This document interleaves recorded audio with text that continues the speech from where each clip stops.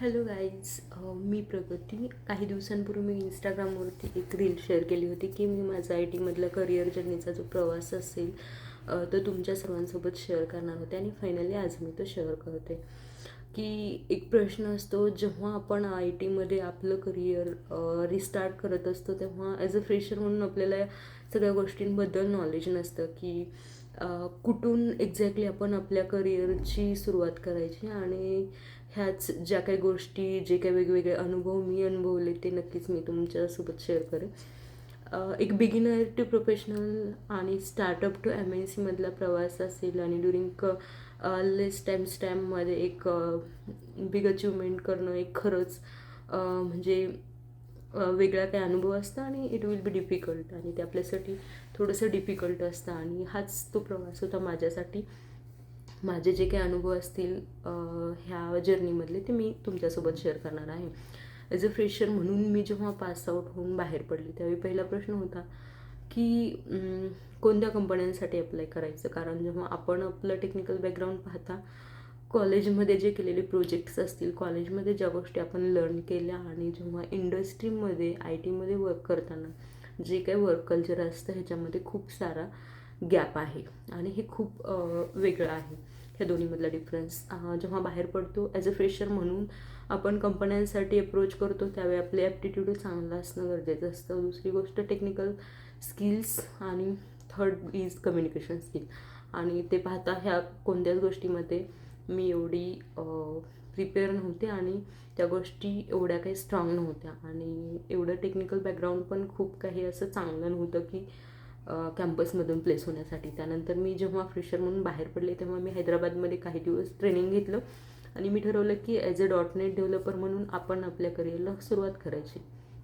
आणि काही दिवसाच्या ट्रेनिंगनंतर मी पुण्यामध्ये जॉब सर्च करण्यासाठी सुरुवात केली. पण जेव्हा जॉब सर्चसाठी सुरुवात केली तेव्हा कोणत्या कंपन्यांसाठी आपण अप्रोच करायचं, की कोणते स्किल्स कंपन्यांसाठी रिक्वायर्ड असतात, ह्या गोष्टींबद्दल काहीच माहिती नव्हती. आणि हे सगळं माहीत नसताना पण जेव्हा आपण एखाद्या कंपन्यांना अप्रोच करतो तेव्हा काहीतरी गॅप असतो की त्यामुळे आपण त्या इंटरव्ह्यू क्रॅक नाही करू शकत.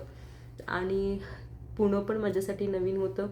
सायमल्टेनियसली पुणे एक्सप्लोर पण करायचं होतं, त्याचबरोबर इंटरव्ह्यू अटेंड करणं असेल, इंटर्नशिप करायची की ट्रेनिंग करायची, ते पण कोणत्या टेक्नॉलॉजीमध्ये करायचं, आपलं करिअर कशात स्टार्ट करायचं, ह्या गोष्टीमध्ये क्लॅरिटी नव्हती. आणि मग मी ठरवलं की आय टीमध्ये कोडिंग खूप अवघड असतं, मग आपल्याला ते लँग्वेजेस जमणार की नाही जमणार, मग आपण त्याच्यामध्ये करिअर करणार की नाही करणार, हे खूप सारे मनामध्ये प्रश्न असताना मी ठरवलं की नाही, टेस्टिंग हा एक बेटर वे आहे की ज्याच्यामध्ये कोडिंग लागत नाही आणि आपण टेस्टिंगच शिकू आणि त्याच्यामध्ये आपण आपलं करिअर सेट करू. म्हणून मग मी ऑटोमेशन टेस्टिंगचे क्लासेस लावले.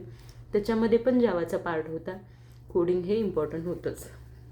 मग पुढे जाऊन काही दिवस क्लास केला, इंटरव्ह्यू देतच राहिली. इंटरव्ह्यू देत असताना खूप म्हणजे कुठून ॲप्लाय करायचं, कोणत्या कंपनीला आपण अप्रोच करायचं, इंटरव्ह्यूसाठी प्रिपरेशन कसं करायचं, हे काहीच क्लिअर नव्हतं. पण तरीही आम्ही एक्सप्लोअर करत होतो. डेली कंपन्यांसाठी अप्लाय करणं, इंटरव्ह्यू अटेंड करणं, हे सगळं चालू होतं. आणि हे होत असताना कधी कधी आम्ही इंटरव्ह्यू अटेंड करायचो आणि तिथं गेल्यानंतर आम्हाला कळायचं की ती कंपनी नाहीच आहे, ती कन्सल्टन्सी आहे. मग आता हा प्रश्न येईल की कंपनी म्हणजे काय, कन्सल्टन्सी म्हणजे काय. तर कंपनी म्हणजे की कन्सल्टन्सी म्हणजे की काय, आपल्याला मार्गदर्शन वगैरे प्रोव्हाइड करतात. ॲज अ थर्ड पार्टी म्हणून मोठ्या कंपन्यांसाठी ते लोक प्रोव्हाइड करतात, पण ते ॲज अ प्रोजेक्ट म्हणून करत प्रोजेक्टवरती वर्क वगैरे करत नाहीत. पण तो एक वे आहे की इकडे आपल्या लोकांना ड्रायव्हर्ट केलं जातं आणि वेगवेगळे आमिष दाखवले जातात की तुम्ही आमच्याकडून हा कोर्स करा, तो करा, मग त्यानंतर आम्ही तुम्हाला प्लेसमेंट वगैरे देऊ, असं काही होतं. आणि ते आम्ही सगळ्यांनी तेही पाहिलं. मग ह्या गोष्टीमध्ये आम्ही वेस्ट ऑफ टाईम होतं, वेस्ट ऑफ मनी, हे सगळं होत होतं. आणि आमचं टार्गेट एवढंच होतं ॲज अ फ्रेशर असताना आपल्याला पुणे एक्सप्लोअर करायचं आहे. त्याचबरोबर आपण फ्रेशर आहे, टेक्निकली स्ट्रॉंग नाही आहे, कम्युनिकेशन स्किल नाहीत, ॲप्टिट्यूड स्किलही नाही आहेत, आपण करिअर आपलं कसं स्टार्ट करायचं. त्यासाठी फ्रेशरचं स्ट्रगल हे खूप डिफिकल्ट असतं. आणि मनाची मेंटॅलिटी असते की आपण जेव्हा घरातून बाहेर पडतो तेव्हा आपण आपल्या लाईफमधलं पहिली सुरुवात तिथून करतो की आपलं करिअर सुरू करायचं आहे, नव्याने काहीतरी सुरुवात करायची आहे, तेव्हा एक मनावरती दडपण असतं की लवकरात लवकर जॉब भेटावा, घरच्यांवरती डिपेंड राहायला नको, हे सगळं मनामध्ये चालू असतं. आणि डेफिनेटली सेम आमच्या बाबतीतही तसंच होतं. आणि हे सगळा प्रवास चालू असताना आम्ही डेली 2 ते 3 कंपन्यांचा इंटरव्ह्यू अटेंड करायचो. त्याच्यातून म्हणजे असं झालं की एक इंटरव्ह्यू देत देत खूप सारे एक्सपिरियन्स येत गेले. मग आम्ही ते जे काही इंटरव्ह्यूमध्ये विचारलेले क्वेश्चन असतील, वेगवेगळ्या कंपनीनुसार ते वेगवेगळे राहायचे, तर ते आम्ही नोट करायचो, त्याच्यावरती लर्न करायचो आणि त्यावेळी अभ्यास करायचो. पुढच्या इंटरव्ह्यूसाठी थोडं इम्प्रूव्हमेंट असायचं. असं करत करत मला नाही वाटत की पुण्यामधल्या छोट्यापासून मोठ्या कंपनीपर्यंत आय मीन कोणती म्हणजे एखादी तरी कंपनी आमच्याकडून राहिली असेल की जिथं आम्ही इंटरव्ह्यूसाठी गेलो नसेल आणि ती कंपनी आपल्याला माहीत नसेल. तर तो होता आमच्या लाईफमधला ॲज अ फ्रेशरचा स्ट्रगल. डेली 3 इंटरव्ह्यू अटेंड करायचा. दिवसभर सकाळी आमचं ठरलेलं की 9ला जेव्हा आम्ही रूमवरून बाहेर पडायचं तेव्हापासून संध्याकाळी 7, कधी 8, कधी 10 पण वाजायचे रूमवरती परत जायला. डेली 2 to 3 कंपन्यांचा इंटरव्ह्यू अटेंड करायचा. त्या कुठेही असतील त्या शोधून काढायचा, तिथं जायचं, इंटरव्ह्यू द्यायचा आणि फीडबॅकची वाट बघायची. ह्याच्यातून हे सगळं होतच असताना आम्हाला कुठेच सक्सेस नाही भेटलं. त्यानंतर फ्रेंड सर्कलमधून रेफरन्सनी आम्हाला एका स्मॉल स्केल कंपनीमध्ये जॉब भेटला.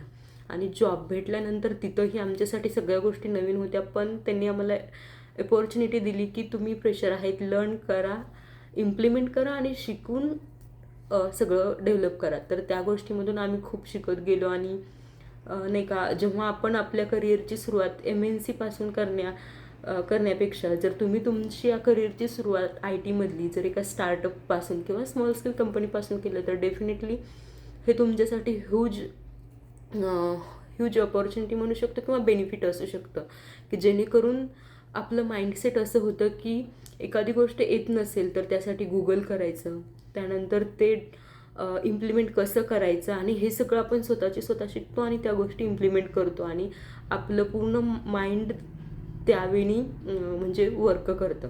आणि जेव्हा MNCमध्ये तुम्ही काम करता त्यावेळेस डिफरंट प्रोजेक्टसाठी मल्टिपल टीम असतात. जसं की UI असेल, बॅकएंड असेल किंवा क्लाउडवरती जे काही डिप्लॉयमेंटच्या टीम्स असतील त्या वेगळ्या असतात. तर वर्कफोर्स हा थोडा कमी राहतो आणि MNCमधली लाईफ थोडी चिल असते, त्यामुळं खूप काही वर्क करावं लागत नाही. आणि खूप काही नाही असं नाही, बट डिपेंड्स ऑन प्रोजेक्ट. पण ॲज कम्पॅरेटिव्हली स्मॉल स्केलपेक्षा MNCमध्ये थोडं कमी राहतं.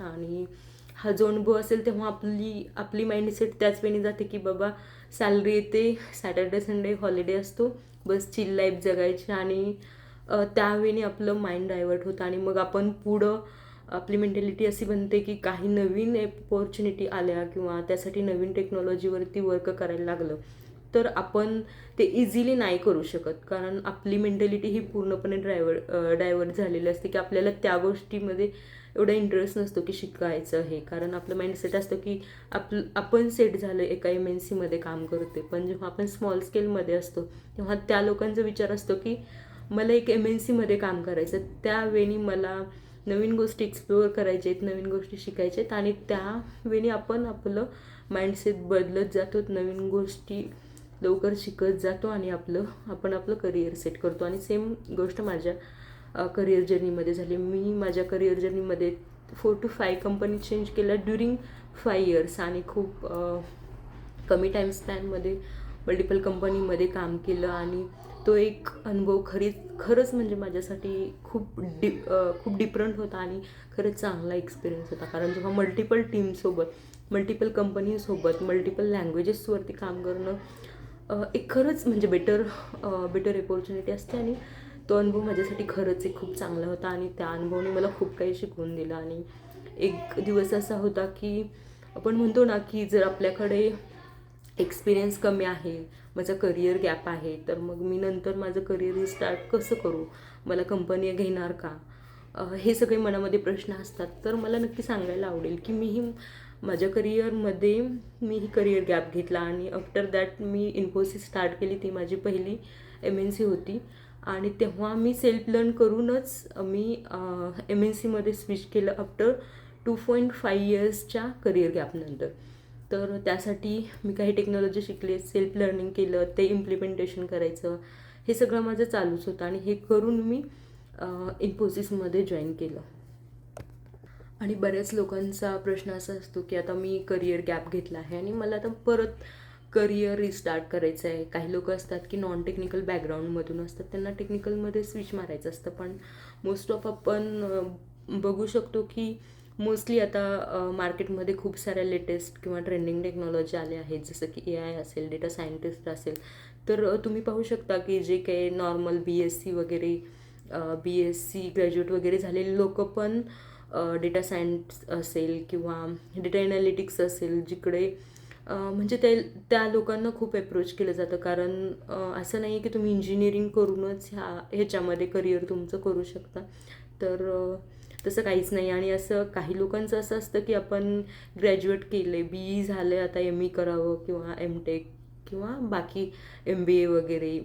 आणि मला नाही वाटत की आफ्टर ग्रॅज्युएट की तुम्हाला त्याच्या पुढचं मास्टर करणं खूप मस्ट आहे. It's optional. ग्रॅज्युएट इज ठीक आहे, म्हणजे ग्रॅज्युएट असेल तरी तुम्ही IT मध्ये करिअर स्टार्ट करू शकता. आणि खूप साऱ्या लोकांचे प्रश्न असतात की मी इंजिनिअरिंग सोलापूर युनिव्हर्सिटीमधून केलं आहे. बऱ्याचशा कंपन्या अप्रोच करतात की पुणे युनिव्हर्सिटी वगैरे अशा मोठ्या युनिव्हर्सिटी असतील तरच ते लोकांना हायर करतात. तर माझ्या एक्सपिरियन्सनुसार हे असं नाही, म्हणजे मी तर असं नाही पाहिलं की तुम्हाला एक चांगली युनिव्हर्सिटीचं असावं की जिथून त्या कंपन्या तुम्हाला प्रेफर करतात. कंपन्या कधीच बघत नाहीत की तू किती पर्सेंट घेतले. ॲज अ त्यांचा बेसिकली क्रायटेरिया हा असतो की 60% किंवा फर्स्ट क्लास असेल तर इट्स ओके. आणि फर्स्ट क्लास असेल. आणि दुसरी गोष्ट, त्यांना तुमच्या युनिव्हर्सिटी कोणती आहे ह्याच्यावरती जास्त प्रेफरन्स नाही राहत. आणि त्यानंतर गोष्ट अशी की तुम्ही टेक्निकली स्ट्रॉंग असाल तर तुम्हाला काहीच प्रॉब्लेम नाही ना. तर कोणतीही कंपनी असेल तुम्हाला डेफिनेटली हायर करेल. आणि करिअर गॅपनंतर जेव्हा रिस्टार्ट करता त्यानंतर तुम्ही स्वतः सेल्फ स्टडी करा, त्या गोष्टी शिकल्यानंतर त्या इम्प्लिमेंट करा आणि तुम्ही इंटरव्ह्यूसाठी प्रिपेअर करा. आता तुम्ही बघू शकता की बरेच इंडीड असेल, नोकरी असेल, असे बरेच प्लॅटफॉर्म आहे की जिकडे आपण नोकरीसाठी ॲप्लाय करतो. तिकडून तुम्हाला कॉल पण भेटतील. आणि बऱ्याच लोकांचा अजून एक प्रश्न असतो की आम्ही खूप सारे ॲप्लाय वगैरे करतो पण आम्हाला कॉलच नाहीत.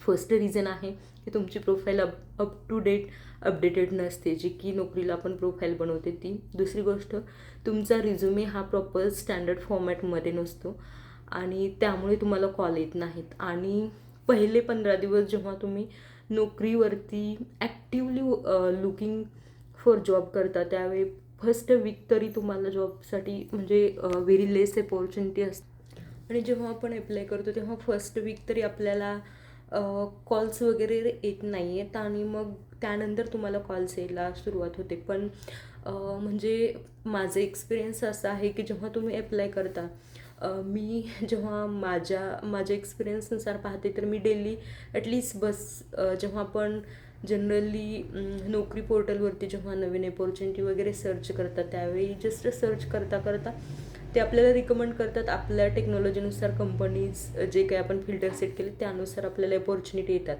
पण तुम्ही टार्गेट ठेवलं की डेली मला 20 ते 30 कंपन्यांना अप्रोच करायचं आहे आणि अप्लाय करायचं आहे, तर ते केल्यानंतर तुम्हाला मिनिमम आपण 2 to 3 कॉल एक्सपेक्ट करू शकतो.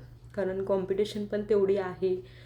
बाकीच्या पण गोष्टी असतात की जो काही तुमचा नोटीस पिरियड असेल, तुमचं पॅकेज असेल किंवा एक्सपिरियन्स लेवल असेल, ह्या गोष्टी मॅटर करतात, जेणेकरून की ते त्यांच्या ह्याच्यामध्ये आपण शॉर्टलिस्टेड नाही होत. तर ह्या गोष्टी पण खूप मॅटर करतात. बेस्ड ऑन दिस आपले स्किल्स असतील. आणि मोस्टली आता जेव्हा कंपन्या अप्रोच करतात त्या मोस्टली फुल स्टॅक डेव्हलपरसाठी अप्रोच करतात की त्यांना फुल स्टॅक म्हणजे की त्यांना सगळ्या ऑल ओव्हर लँग्वेजेस असतील की त्याच्यावरती त्यांनी काम करावं, क्लाउडवरती करावं. आणि हे जर असेल तर तुम्हाला प्रिफरन्स खूप जास्त राहतो आणि डेफिनेटली तुम्हाला पॅकेजेसही त्या लेवलला मिळून जातात आणि तुम्हाला म्हणजे कॉल्स वगैरे यायला सुरू होतात. आणि जो काही माझा IT मधला प्रवास होता माझ्यासाठी तो खरंच खूप डिफिकल्ट होता. कारण एक नॉर्मल बॅकग्राऊंडमधून जेव्हा आपण कोणतेही टेक्निकल स्किल्स नसताना किंवा ॲप्टिट्यूड स्किल्स चांगले नसताना, दुसरी गोष्ट म्हणजे आपलं कम्युनिकेशन स्किल चांगलं नसताना आपण जेव्हा एका कमी टाईम स्टॅम्पमध्ये जेव्हा एक बिग अचिव्हमेंट करतो, तो आनंद आपल्यासाठी खरंच एक वेगळा असतो. आणि डेफिनेटली मी माझ्या लाईफमध्ये तो अचीव केला आहे. आणि त्यासाठी मी म्हणजे माझं असं असतं की एखादी गोष्ट जेव्हा आपल्याला ती लर्न करायची असेल, आता जसं की मार्केटमध्ये खूप नवीन ट्रेंडिंग टेक्नॉलॉजी आहेत, जसं की AI आलं आहे. AIसाठी Python is a must. Python असेल, क्लाउडमध्ये AWS असेल, GCP असेल, अज्युर असतील, ह्या टेक्नॉलॉजी आले. तर मग आपण त्या गोष्टी पण ॲडॉप्ट करायला पाहिजे. तर त्या गोष्टी मी सेल्फ लर्न करते, मी स्वतः शिकते. कारण आत्ता आपण बघू शकतो की एवढे व्हॅल्युएबल कंटेंट आपण यूट्यूबवरती खूप सारे चॅनल आहेत की ते फ्री ऑफ कॉस्टमध्ये भेटतात. तर आपल्याला गरजही नाही लागत की त्या गोष्टीचं ट्रेनिंग घ्यावं. आणि सगळ्यात महत्त्वाची गोष्ट म्हणजे एखादी गोष्ट जोपर्यंत आपण स्वतः आपलं अटेन्शन देऊन करत नाही, तोपर्यंत ती आपण कधीच लर्न नाही करू शकत. आणि हे जर आपण डेफिनेटली केलं, म्हणजे आपण आपलं 100% त्याच्यावरती दिलं, तर डेफिनेटली ती गोष्ट तुम्ही सेल्फ लर्न करू शकता. ती तुम्हाला शिकवण्यासाठी एक्स्ट्रा क्लासेसची वगैरे गरज नाही लागू शकत. आणि असं जर केलं तर डेफिनेटली तुम्ही तुमचं ड्रीम अचीव करू शकाल. आणि नक्कीच तुम्ही तुमचं करिअर जर्नी एक IT मध्ये एक सक्सेसफुल पर्सन म्हणून नक्कीच ट्राय करू शकता.